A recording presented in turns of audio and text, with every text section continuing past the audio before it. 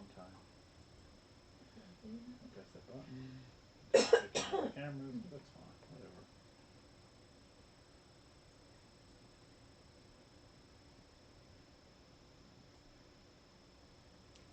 Hey, can't we just all get along? We're talking about crossover fandoms. Up next on Geek Out SA. Do not attempt to adjust your YouTube video. We control the stream.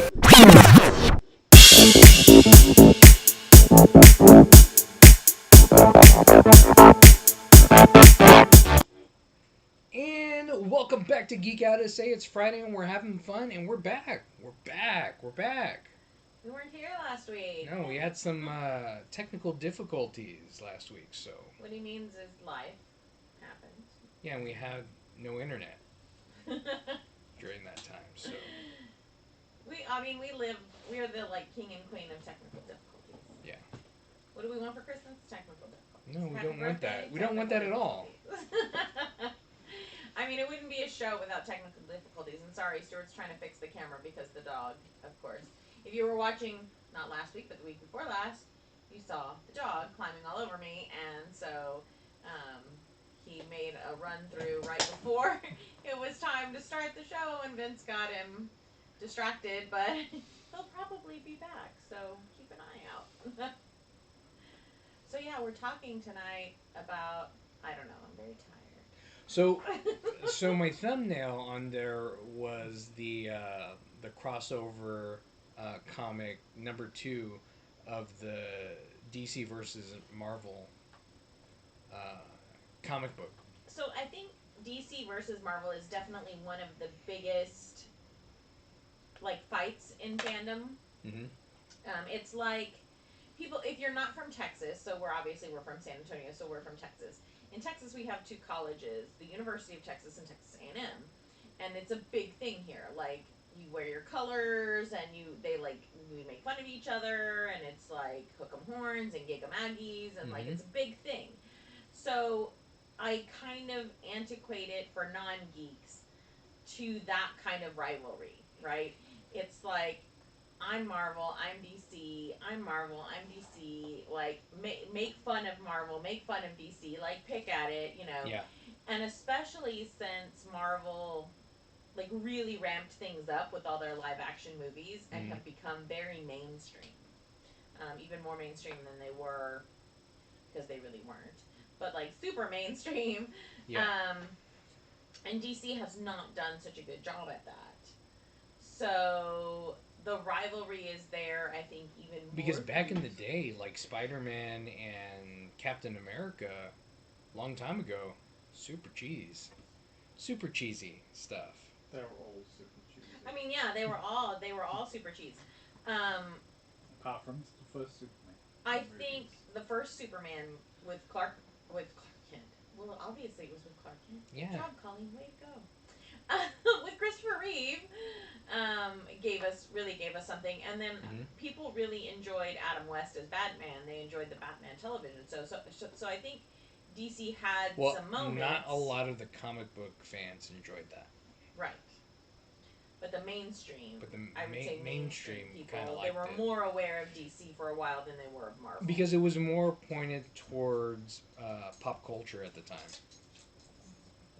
than it was being. Which I think if you want to bring accurate to if you comics. want to bring comics to the mainstream, then that's what you have to do. Is you have to introduce it to things that people that are in the mainstream understand, and they don't understand the comic world. Right. For me, since we grew up in the 80s, we grew up in a time, in my personal opinion, of the best cartoons ever done. And so for me, the X-Men cartoon was like everything. That was a great one. G.I. Joe was another one. Yeah. And they've done crossovers with G.I. Joe and wrestling. Yeah. Sergeant Slaughter. Where they brought him into the he was in comics too, the G.I. Joe comics, but he was on the animated series. Well, and I think that the comics do a really good job of doing all kinds of crossovers and giving us crossovers. One of my no, Annie, don't do that, baby. One of my favorite comics that I actually have is it's DC and Looney Tunes. Yeah. And so I have like Marvin the Martian and Martian Manhunter, and it's like really super fun. Sir, no, sir. He wants to be on camera. He wants to lick the camera. I don't know why he wants to lick the camera. But there are all kinds of crossover. Like I love Archie, and I have a Betty and Veronica series that's a crossover with Betty and Veronica meet Poison Ivy and Harley Quinn. Yeah. Really great crossover series where I get that, because we tend to be more DC. Right. I think it depends on what we're talking about. No, Archie versus the Punisher. You know, I haven't read that one yet. Yeah, I haven't read that. Or the zombie Archie stuff. That's kind of cool. That was actually good. I am so sorry, y'all. I'm just really yawning. It was a long week. It was a long week. Yeah. I can't believe it's almost February already. Just about. But there's even, you were saying G.I. Joe, there's even Transformers in G.I. Joe. Like, there's a lot of crossover that we can get into. Oh, weren't they supposed to make a movie with Transformers and G.I. Joe? They're still trying to work on getting like a Hasbro shared universe going. But actually, believe it or not, in the Transformer comics, Spider-Man was in the first. What was it? The second Transformer comic. Yeah. If I remember correctly. And I think that to an extent, it's a good marketing ploy, right? To try to get people that. I think it's overused now. You think so? Yeah. I think back in, would have say the 80s and stuff, there wasn't a lot of them. And then when the 90s rolled around, there's a ton of them. There started to be a lot more of them because people saw, hello, this is money. This is really. But and like this title's lagging, so let me throw this character in here, and all of a sudden, people who are loyal to that character will go to that title, and it kind of gives that title some life. Yeah. And then people get interested in that title, and then of course you bring in these artists, these cover artists and stuff that people want the variant covers, and then you're dragging that, you know, in your. We have Steve watching right now. He says, "Hey guys, happy Friday!" I was like, "Hey Steve." I always love the crossover episodes of Arrow and Flash. That's another. I think we were gonna big get to fandom. That. We're getting to that. We're gonna get to that. That's a real big one. That. Yeah, I definitely think there's a whole section of this show where we're going to talk about TV crossovers. Because that's a huge thing. But I think going back to kind of the rivalry between Marvel and DC. I'm so sorry. I can't get myself under control. So there's a rivalry between Marvel and DC. Yeah. And so the hope is that with some of these crossovers, you can bring some of the DC fandom over to Marvel. You can bring some of the Marvel over to the DC. But I think people are still going to have that underlying character or group of characters or world of characters that's their favorite. Like, even though you're willing to watch the Marvel stuff, you're never as excited about it as you are when a new DC movie comes out. Right. So it's, I don't know, do you feel like it's something that you're like, yeah, I mean, I'm okay with Marvel, but, or are there any Marvel characters that you're like fairly attached to? I'm attached to Iron Man. You are now. Did you read Iron Man back in the day? Oh. So, if you are young, and you don't know about us old people, so even before I was able to read comic books. Do you remember that game where what was it called? It was like Avengers or something, but you would like, it was kind of almost like a. It was Marvel Ultimate Alliance, right? Something like that. But it would be like you could be Iron Man or you could be Spider-Man, and it was kind of like Double Dragon, just like a beat 'em up. Oh, that's not Marvel Ultimate Alliance, but I know. Yeah, no, it's something about. else. Yeah. Yeah. So I used to love to play Iron Man in that game. I think it's on the arcade here. If I'm not mistaken. We'll have to find it. We'll have to play it. Yeah. And I was gonna make a point, and I totally lost what I was saying because you interrupted me. It's kind of rude. What was I getting ready to say? I don't know what I was getting ready to say. Dang it. I don't know. Oh.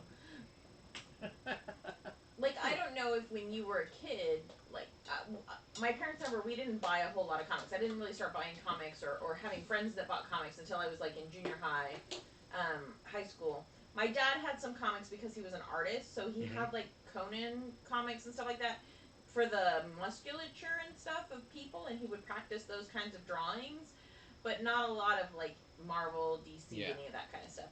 And we liked the DC, you know, the Christopher Reeves and stuff, but my first experience reading comics was in the newspaper. They used to have a page of comics on Sunday. My favorite was Spider-Man. And Spider-Man was in it, and Spider-Man was great. And Iron Man showed up in those I remember Iron Man being in those every once in a while. But you would get just like 4 frames, and you're like, yeah. But I was just like every time that was like the first one I would go to. Oh, and Steve asking Capcom versus DC? No, not. It's not that one. It's not that one. I know which one you're talking about. Because it's just Marvel, and it's not a fight. It's not like a fight each other game. Not like Street Fighter or anything like that. I think it's Marvel Ultimate Alliance. I don't know. It's back a while. It's like GameCube, PlayStation 2 era. But that's the one I would play at the arcade. So I don't. I definitely feel like I have favorites in each of them. Like, I know some people like stand their ground. Like, I'm DC. I'm not going anywhere. I'm only DC. You know. And I enjoy DC. Don't get me wrong. I can enjoy Batman and stuff much more than you do. You enjoy Superman. I enjoy Superman too because of who he is. I mean, I like Batman. I went to go see Batman when it was first released. Yeah. And with Keaton as Batman. And apparently he's coming back as the main Batman. And I love Marvel, but I love Marvel characters that... Well, we've seen them some in the movies. Iceman. But I think Iceman is probably hard to do in a live-action type thing. And then Nightcrawler. I've always loved Nightcrawler. Why is Iceman hard to do? Because he can, like, do the bridge and stuff with the ice and stuff. Yeah, but they did that with him. It wasn't great. Yeah, it looked awful like Silver Surfer. I was like, it was not, it was more Silver Surfer than it was It'll probably be better now with the technology. But I don't know that we're going to get any X-Men type Marvel. I thought we were getting more X-Men movies. We are. I would say so. I would say that the WandaVision stuff is going to push It's going to help push us. The X-Men because, of course, Wanda's a mutant. Right, yeah. And the whole multiverse and that kind of thing. Yeah. So let's talk about WandaVision since it's just released. That's the ultimate of crossovers, but it's crossovers aimed at kind of our generation. Well, again, because it's not really fandom crossover because it's all the same thing. It's all Marvel stuff. It's not true. I would agree with Stuart. I don't think that WandaVision is truly a crossover because it's not like we're getting Marvel and DC. But that's not what I'm talking about.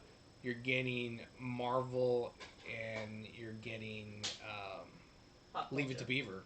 So you're getting a mashup, not a crossover. Yeah. All right, I'll give you that. Yes. Yeah. So you're crossing over these two genres of even the Brady Bunch. Brady Bunch is in there. Yeah. Yeah. There's a lot of things that, again, this is what we talked about last time is fan service. So this is a lot of fan service to the people that are in our age bracket because it's the shows that we watched on rerun and syndication when we came home from school. and then it was the newer shows that we watched. So you know, because I watched Leave It to Beaver when we were younger, black and white. Yeah. You know, we watched the Brady Bunch, obviously. So, and then even people who watch like that '70s show that had like that throwback era to that kind of stuff. I Love Lucy. We watched a ton of I Love Lucy when I was growing up, so there's lots of those kinds of references in that first episode. So Angel says with WandaVision is supposed to tie X-Men in. Yeah. So yeah. I'm guessing that Hopefully. X-Men will come eventually to the show. So I would just like to see. Do we get a new Wolverine? Yes. No. Both. All of the above. Tom Cruise. I baby. would like to see some Tom of the Cruise. other characters like Gambit. He fits the stature. Tom Cruise is a ridiculous choice for Wolverine, and I He really fits wish he the would stop stature suggesting though. that. Please, can y'all tell him to stop suggesting Tom Cruise as Wolverine? He would fit the stature of Wolverine. He's ridiculous and he's old. Am I wrong? If you're gonna move the franchise forward, You need some Wolverine's old. Yeah, but you don't have to pick a time in the comics when he's old. Tom Cruise is busy anyway. He's got another 20 Mission Impossible. Yeah. That I'll never miss. Everybody's, I'll see everyone. Everybody's seen Wolverine. I want to see them. Do something We've different. seen Wolverine. We've seen Jean Grey. We've seen Cyclops. You know, which they're the main ones. See We see them in the comics a lot. We saw too. Gambit once, and that was like. I would love to see Gambit. Pathetic. I would love to see. I liked the younger kid who did Nightcrawler. Thought he was good. Well, I thought they were both pretty good. Mm-hmm. I would love to see more Nightcrawler, obviously, because he's my favorite. I love Iceman. Oh God, what's her name? I just lost it. Jubilee. Thank you. Love to see Jubilee. Why don't you like Jubilee? She's an awful. Yes, her power is she can command sparklers. Or is that Dazzler? No, Dazzler's the one that has skates. But Jubilee's like, I don't know. She's just a throwback from the X-Men. She's like that comic. little annoying punk kid that like. She's Punky Brewster. Yeah, she is. She's the Punky Brewster of the X-Men. And we have Crispy Critter says yo yo yo. Yo yo yo, what's up? What's up? So I think comics did this well. Have done this well. Have potentially overdone this at times. I think they did because again, the first major Marvel vs. DC came out in the 70s. Believe it, there was like 3 in the 70s. And then there was some other stuff that they're going to do, but they never did. And then they pushed forward in the 90s. It was they did it, and then they did it again, and then they merged the two universes together, and they had the amalgam universe, which was Marvel and DC. But they kind of mashed the characters together. Yeah. And then everybody was crossing over to everybody. But every once in a while it was cool because like that's where the whole Alien versus Predator thing came from. It came from the comics first.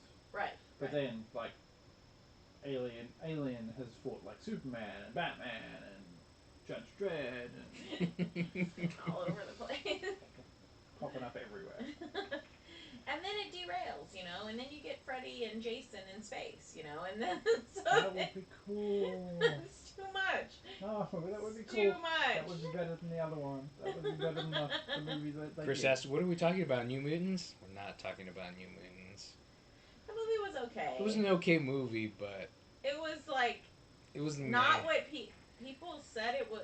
I didn't get the cringiness that people got from it. I thought it was like a little predictive and kind of boring. Yeah. I didn't get the cringiness from it that other people got, so... But I think now there's more a push to cross over fandoms as much as but they possibly can. So Disney owns Marvel movie-wise, right?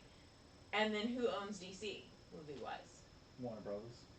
So then if we're going to get any kind of crossover movie, They're not going to. it's not going to happen No. because those two studios are not going to want to come together. Unless they see money. Yeah. Which I can see happening maybe in 10, 15 years' time when it's all done. They'll go, oh, we'll do a Batman versus Spider-Man. And everybody will go, yes, we wanted to see that 20 years ago. Yeah. Steve asked, what I wouldn't give to have Star Wars and Star Trek crossover. Didn't they have a comic book about that? I think they might have. I think they did. I know Doctor Who's turned up on Star Trek. I could have sworn I've read a comic book with crossover with Star Wars and Star Trek. I may be wrong, but I thought I did. But if they didn't in the movies, that would be cool. No, it wouldn't. It would be odd. So how would you even do that? Yep, DC did it.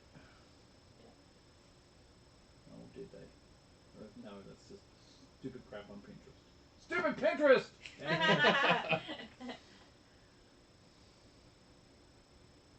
Chris says, I didn't see, I'm pretty burned down on superhero genre. Well, New Mutants, that is. oh, I don't know. You know, I'm usually all for like a crossover and a mashup. I love mashup things, but now that you've brought up Star Wars and Star Trek together, That would be the ultimate mashup that I don't would think drive people so. crazy. I don't think so because Star Wars is more, and this is in my opinion, Star Wars is more like old school Western meets magic fantasy, Lord of the Rings in space kind of stuff, in my opinion. Mhm. Whereas Star Trek is more like modern. We're going into the future. We're finding things, you know, and they do find worlds that are like less modern and everything. But it's But how interesting would it be if they were able to make that work? It would have to be really, really good writers, but if they can make it work, No, I think Star Trek's dead for a while. I think Picard killed it. a Discovery. I thought was really great. I haven't watched the second season, but the 1st season I really liked. I mean, I could just see Star Trek, and they're there with their equipment, and they're like, and they're like measuring midichlorians and stuff, you know, and they're like, you know, I mean, I don't know. And they're like, we can't mess with this primitive species that uses this mind control. Chris says Star Wars is a space opera. Star Trek is a space soap opera, in my opinion. That's pretty Love good. them both. Love them both, he says. I do too. Yeah. But yeah, like my superhero fandoms, I can mash them together. But those two, like Star Trek and which I love both of them for different reasons. And I've never understood that. Different raisins? Different raisins. I do love a yogurt covered raisin and a dark chocolate covered raisin. But I've never understood that beef. There's definitely a beef between the Star Trek fandom and the Star Wars fandom, and I'm like, but why? How cool will it be to make a Star Trek lightsaber? Like, but who in Star Trek needs a lightsaber? I don't understand. They have a phaser. They just shoot you. Yeah, you can Stun block it. or... You can block it with a lightsaber. You can And block they're all anything very with a lightsaber. they're all very physical. Like they very much like some CQC. Like they're in each other's faces and they want to beat the crap out of each other. Even though they've got phasers, they always want to like grapple and stuff. Have you noticed that? It's like in Star Wars, we'll stay apart and we'll like fight way over here in like a little fencing style, and it's like a dance. And in Star Trek, they're like, "Come at me, bro! Let's go!" And Star Trek is more of a organized, clean universe, whereas Star Wars is a little bit more dirty. Yeah. Mhm. Yeah. All you need is a wormhole. Just get a little- no wormholes. You just get a little tribble and then No tribble. No. get the tribbles and the Ewoks and the. Because it would have to be Ewoks. it would have to be time travel. They would have to do time travel because Star Wars was a long, long time ago. Long time ago. In a galaxy In far, a galaxy far, far away. Well, it can't be too far away because the ETs were there. And they came here. Yeah. Through a wormhole. It's all about the They wormholes. cut through time. They cut through Everything's time. about the wormhole. It That's a changes crossover, everything. by the way. E.T. and Star Wars. That's a crossover. That's a I'll take that crossover. as a crossover. Well, because it's interesting, and you see E.T. out there when he's going trick or treating, and then he sees somebody dressed up as Yoda, Yeah. and then he's like following him, saying "home, home, home." Actually, I think technically there was an R2D2 unit in one of the Star Trek movies at one point. Mm-hmm. In some, when one of the ships exploded, there's a R2 unit that spins off Oh, how funny. somewhere. I'd have to look it up, but I'm sure that happened. And I think it was in like Firefly. There was always like in every episode there was something hidden that was like Star Wars related. Oh, really? How Uh, fun. But you have to like really look for it. The Klingons would probably take a lightsaber. Klingons would probably take a Probably lightsaber. would take They a probably lightsaber. would. Yeah, and it'd all be fun until the Borg got hold of everything, and then you'd have Borg stormtroopers.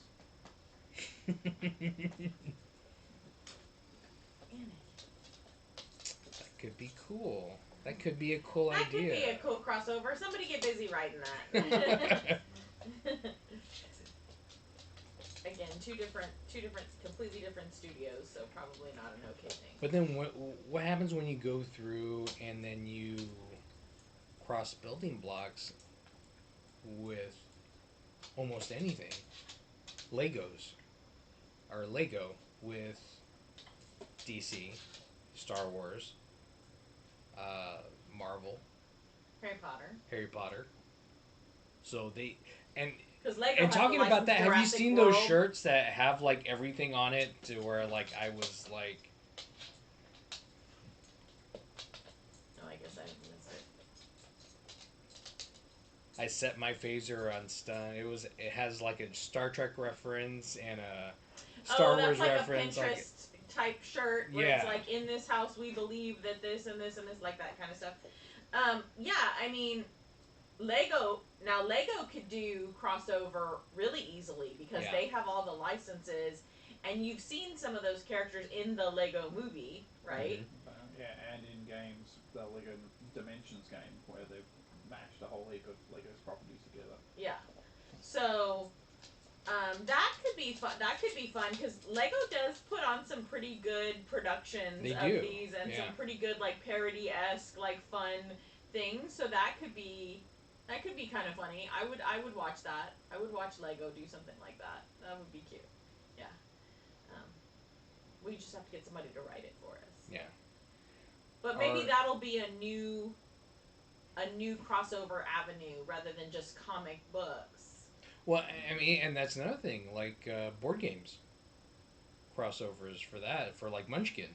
Well, I know video games. Like if you think about like the Capcom versus Marvel, there's a Marvel DC fighting game. Yeah. We can get a lot of these. No, not No. Marvel DC. No, there's not. DC. Unless you're fighting on Mugen. There's not a Marvel DC. Nope. There's a Capcom versus Marvel. And there's Mortal Kombat versus DC. Yeah. Oh, maybe that's what I was thinking. Mortal Kombat versus DC. So that's a cool genre that And they the would bring Ninja together. Turtles game is basically, or the Simpsons game is basically the Ninja Turtles game reskinned, or the Ninja Turtles game is basically the Simpsons game reskinned. It's one or the other. Can we get a Simpsons Ninja Turtle another crossover? cool one was what is it called?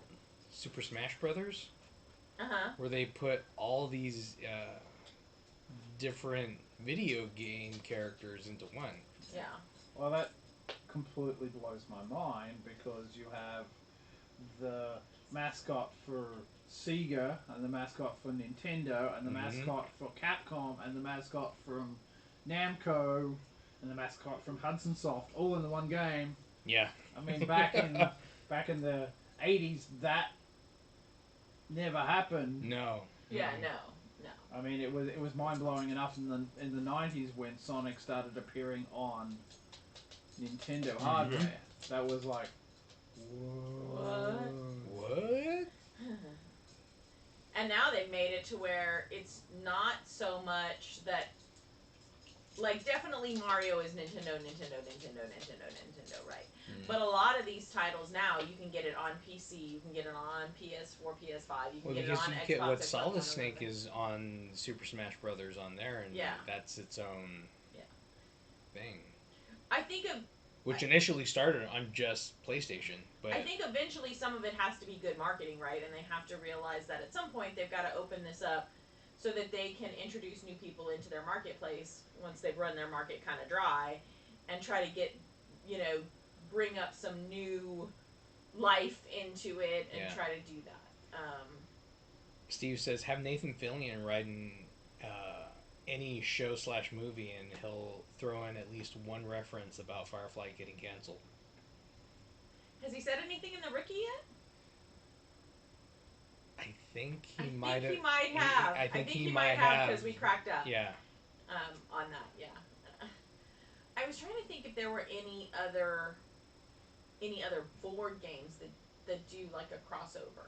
There are board games that have those titles. There are DC board games and there are Marvel board games. Well, again, they run the license over everything. Like, how many different billion versions of Monopoly do you have? Monopoly, Munchkin, yeah. So if you wanted to do your own mashup, you could, in essence, do that. Right? I don't think there's too much grabbing one thing and throwing it on the other with reference to board games, like grabbing a Monopoly and slamming it with Scrabble or something. Yeah, no. It's more just a reskin. Once they get, let's do a Ninja Turtles over everything, and then right. And that's a lot. We get a lot of reskinning in the board game industry. It's a lot of here's the same thing over and over again, but I've got this new license from this company, rather than like a mashup of gameplay or a mashup of characters or anything like that. That doesn't happen as much. No. There's a few that you can play where if you like if you're fantasy genre and your sci-fi genre, those get kind of mashed up, especially more in like a role-playing type game. You can see that a little more often where it's more genre specific, not necessarily title specific. Right. But I know people that have made like homemade RPG role-playing games where it's like a mashup. Oh yeah. Fictional ones that somebody's created, the sky's the limit. Yeah. But to get the licensed ones, sometimes it just doesn't happen. Yeah, it doesn't really pan out. But like I know we used to do a lot with the old TSR Marvel. Yeah.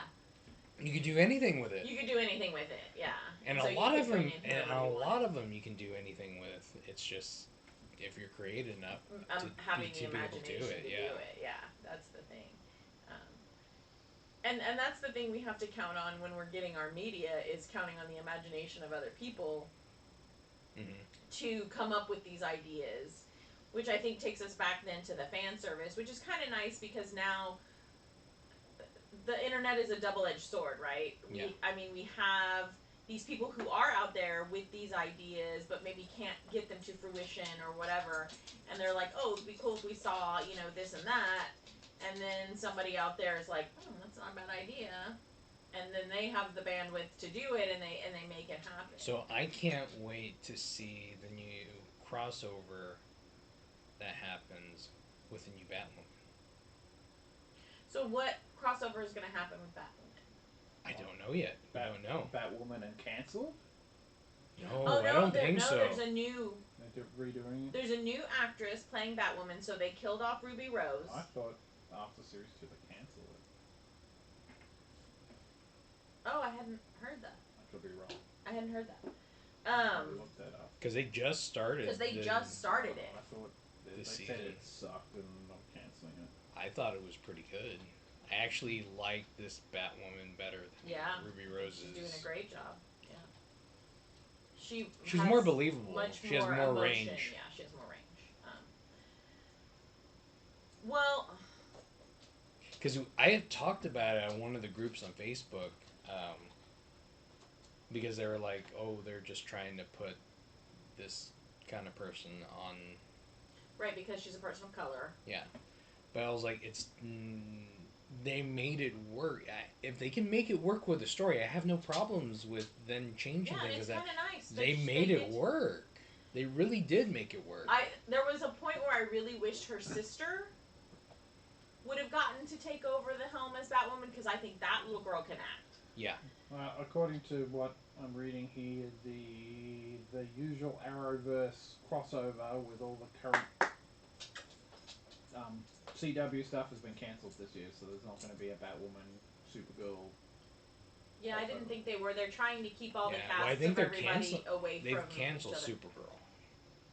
The next season, I think. Because of COVID, or I think so. Yeah. Yeah, I mean, COVID's been kind of problematic for a lot of our genres that we really enjoy. I miss The Flash so much. It seems like it's been 2 And it's years also since been I've seen The really Flash. difficult for us to come up with content because of it, and it's really tough. Yeah, because we're missing out on a lot of things that we would normally like update you on and talk to you about and things like. And we would have crossovers, and it would be about this time of year, close to this time of year, when I was like, "Hey CW, I'm waiting on a musical number." You know, all these kids were in Glee. I need some singing. You know, because that for me is like The ultimate crossover went to be singing for you. the ultimate crossover has musical numbers for me. Okay, that is my absolute favorite thing. But I agree. So now we're getting back into this. And what do we get that from, like Buffy and Angel? So I was gonna come back to that. I was. So yeah, I mean, Steve brought up this good point that really the Arrowverse had some of the best crossovers like ever seen on television, like ever. But Buffy and Angel, like, they had some sweet crossovers, and they had some sweet, hilarious musical crossovers that I was, like, dying for. So, that was some really good stuff back in the day. Yeah. And then they canceled it. God, I loved it. Well, because bless their hearts, like, Buffy had just gone on, I think, for eternity, And we would have all kept watching it, but it really needed the break. It really needed to be done. And Angel I would have watched forever, too. And I was really glad, and sometimes it's nice because then you see these actors in these geeky type things that you like, and then they go on to do something else, and they're actually really good in that other thing. So to see Angel be in Bones, that was cool. he was really, really good. Really good at that. Really good in that. God, I loved that show too. Yeah, and I was then you probably see watch him. That show forever. Didn't they have a singing episode in that too? Pretty sure they did. Yeah. Pretty sure they did. Those are my favorite things. Anytime I can get some singing. I mean, thought I was gonna die when Agent Carter did the whole like dancing and all that stuff. I loved Agent Carter. I wish that would have gone on. Anakin, come on, leave Stuart alone. Yeah. Be a good boy. Be a good boy. I was really down for that. I really liked that. Because I could have seen, especially now, once we got Agents of S.H.I.E.L.D. and stuff, I definitely could have seen some crossovers with Agents of S.H.I.E.L.D. and Agent Carter and, like, back and forth in time and stuff. Everything can be explained if you move forwards and backwards in time. You can cross anything over that you want. You just got to go back and forth in time. That's the key. That's the key to the crossover. Sorry, he's distracting me. He's very distracting. He's still fairly new to us, and he doesn't know what we're doing in here every Friday. So what is y'all's crossover fandom wish? We have Black and Silver Diamond saying hi. Hey, Black and Silver Diamond, long time no see. So we've been doing that. What's gonna be happening next? For us? Yeah. I don't know. We had some videos in mind, and we've been so tired. We're like, oh yeah, we're gonna like do those videos, and then we don't. And we had some pretty funny ones. Really good ideas, yeah. And then also, our bathroom's being remodeled, and we had to fire our contractor, and we've had a hot mess. And our youngest son is finally moving out of our house, so we're gonna be truly empty. He moved out of the house. He just hasn't moved his things out of the house. Right, that's what I mean. He's like finally moving out. His stuff is moving out. And so, we have the grown-up life, and then I'm a teacher, and it's been very hard during all this COVID time to teach. Mm-hmm. And it's hard for us to come up with things to talk about sometimes, some weeks. Brings up a good point. Black and Silver Diamond says, I'm good. I want a good example of a crossover fandom. Looks up Spurs Fan Cave on Facebook. So I know they did a lot of stuff with the Spurs, like with Star Wars. Well, David Back in the day. Robinson, not David Robinson, Tim Duncan is a big geek. Yeah. He got a bunch of them to dress up, and he did the Punisher car, and he was there for the launching of that, and the Punisher comic and everything. He plays Dungeons and Dragons, so I know that there was a time when Tim Duncan was around that there was a lot of geek culture in the Spurs organization. I don't know if that's the case anymore. But I think Bonner was a big. Well, he's not in it anymore, but Bonner was a big geek too. Yeah, I just think geek culture is becoming more mainstream than it ever was before, and the more we see it in pop culture references and in movies and things like that, the more crossovers that we're going to see. The more crossovers that we get, and I think the more crossovers that we get, the happier we'll be. And the more we have like this on Netflix and stuff like that, the more we're gonna spread this fandom. So I think cool, awesome. Well, thanks for checking us out. I really appreciate it. If you haven't clicked that subscribe button, please click on that subscribe button and hit the notification icon so next time we come on, you'll know. But thanks for checking us out. I'm Vince. I'm Colleen, and that's Stuart over there. Geek out, essay.